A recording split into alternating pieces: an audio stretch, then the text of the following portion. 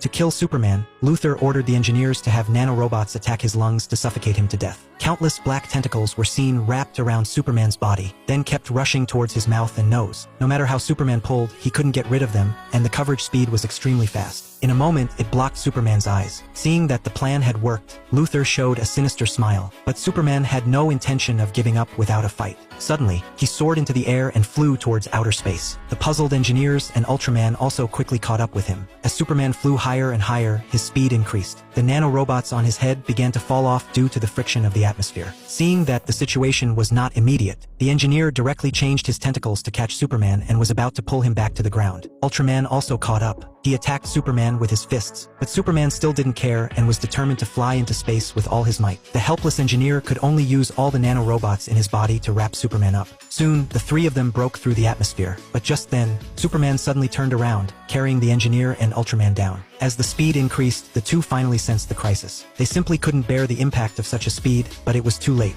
With a loud bang, they smashed through the cement directly and fell into the ground. Luthor immediately called on the drone to scan the area below and found that although the engineer still had a heartbeat, he had lost consciousness. Superman crawled out of the ruins. He desperately pulled the nanorobot out of his lungs and finally managed to catch his breath. At the same time, Ultraman also climbed out, but when he took off the smashed hood, Superman was so shocked that he froze on the spot, because the other person has the exact same face as oneself.